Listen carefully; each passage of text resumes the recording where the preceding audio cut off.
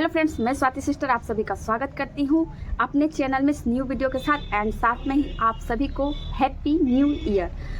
तो फ्रेंड्स, आज मैं कोई टॉपिक लेके नहीं आई हूं, मैं आज ऐसे 10 क्वेश्चंस का आंसर लेकर आई हूं जो कि अक्सर महिलाएं हमसे पूछती हैं, हॉस्पिटल में भी पूछती थी और कुछ मेरी सब्सक्राइबर है जो कमेंट करके पूछती है।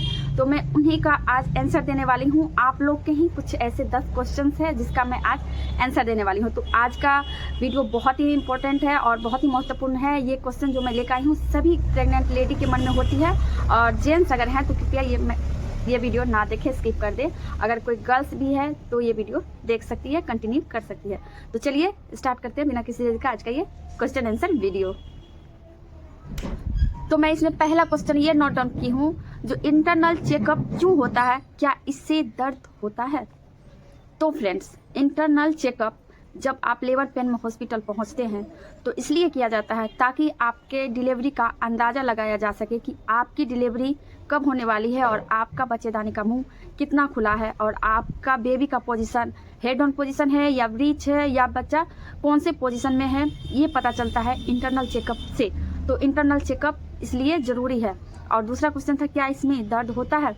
तो फ्रेंड्स, जब आप इंटरनल चेकअप के दौरान अपने बॉडी को पूरा रिलैक्स छोड़ देते हैं तो ये उतना पेनफुल नहीं होता है।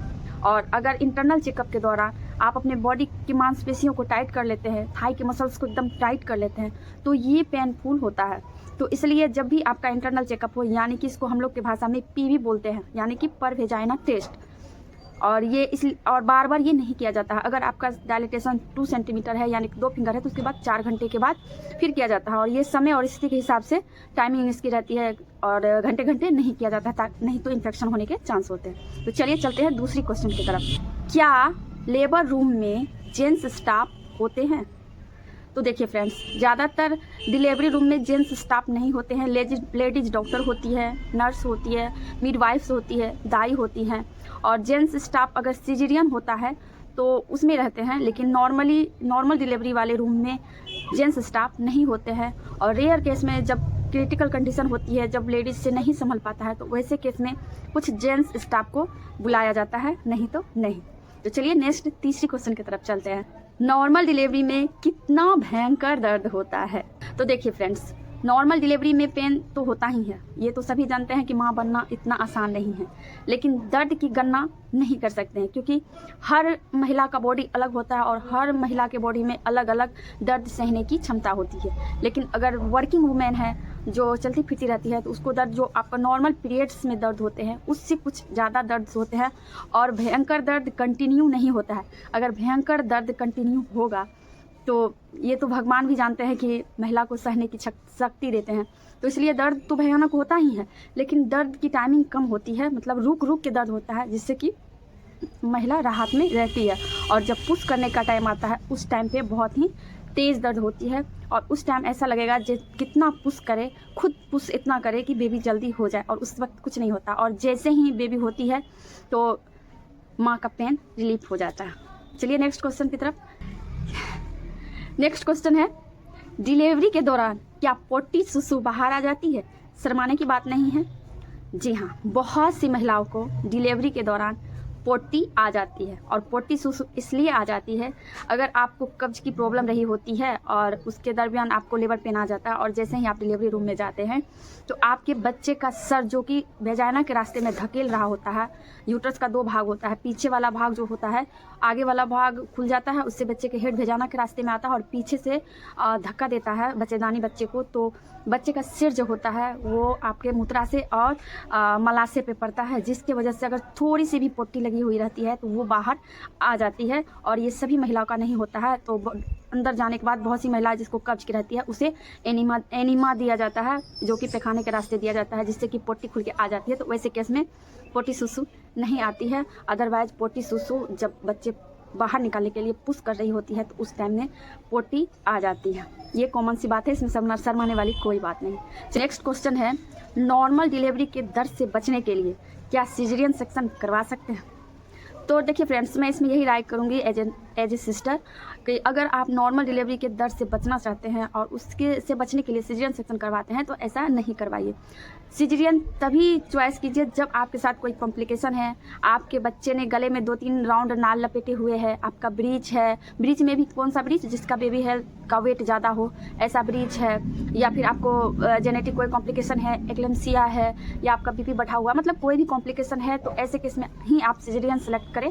अदरवाइज अगर आपकी नॉर्मल डिलीवरी हो सकती है तो आप नॉर्मल डिलीवरी ही करवाएं, क्योंकि नॉर्मल डिलीवरी उस वक्त पेनफुल होता है और बाद में जल्दी ही हील हो जाता है, जबकि सिजेरियन डिलीवरी में बहुत सारे कॉम्प्लिकेशन होते हैं, बाद में 3 महीने तक फिर रेस्ट करो, ये करो वो करो, बहुत प्रॉब्लम होती है। इसलिए अगर आपकी नॉर्मल डिलीवरी पॉसिबल है तो नॉर्मल डिलीवरी ही करवाएं। चलिए नेक्स्ट क्वेश्चन की तरफ चलते हैं। नेक्स्ट क्वेश्चन है जो कि है भेजाए, नॉर्मल डिलीवरी के दौरान क्या प्राइवेट पार्ट के हेयर रिमूव कर दिए जाते हैं? तो जी हाँ, नॉर्मल डिलीवरी के दौरान अगर आप प्राइवेट पार्ट के हेयर रिमूव करके नहीं जाते हैं, क्योंकि उस समय बेली पेट बहुत बड़ा होता है और आप खुद से नहीं कर पाते हो, ऐसे में पति के सपोर्ट ले सकते हो।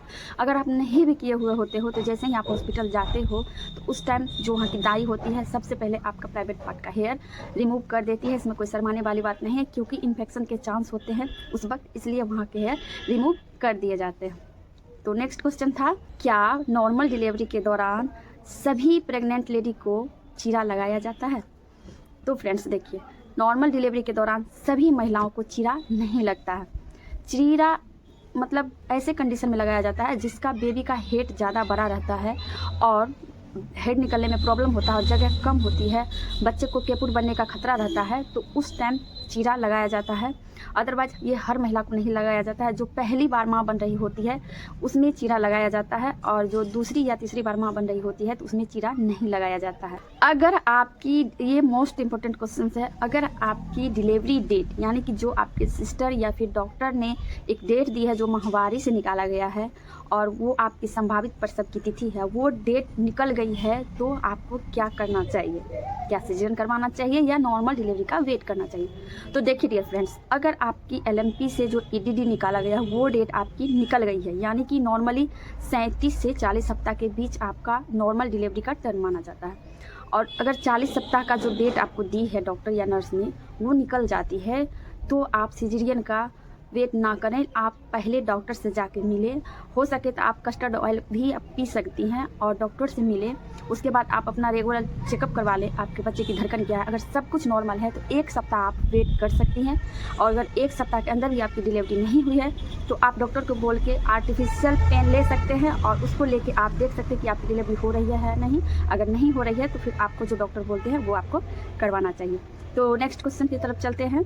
नेक्स्ट क्वेश्चन है, डिलीवरी के बाद दूध कब बनता है? बच्चे को दूध कब पिलाएं?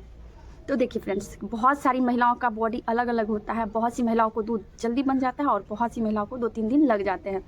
तो डिलीवरी के बाद अगर आपको दूध बने या ना बने, आप अपने ब्रेस्ट को अच्छे से गुनगुने पानी से वॉश करके आप बेबी को आधे घंटे के बाद फीड कराना स्टार्ट कर दें, जिससे कि दूध जो है जल्दी बनना स्टार्ट हो जाता है। तो फ्रेंड्स, ये थी कुछ क्वेश्चन जो मैंने अपने कमेंट बॉक्स से निकाले हैं और जनरली जो OPD में पेशेंट आती है उससे बातचीत के दरमियान होती है, और खुद मुझे भी लगा था जब मैं माँ बनने वाली थी तो ये सारे क्वेश्चंस आते थे। खैर मैं मेडिकल विभाग में थी तो मुझे तो उतना तो नॉलेज था ही। तो आई होप आप लोग को पसंद आया होगा और आप लोग को सारे क्वेश्चंस का आंसर मिल गया होगा। इसके अलावा भी आपके मन में कोई क्वेश्चन है तो आप लोग कमेंट में ज़रूर डालिएगा, मैं होगा तो नेक्स्ट वीडियो में लेकर आ जाऊँगी। तब तक के लिए bye bye and take care and happy new year.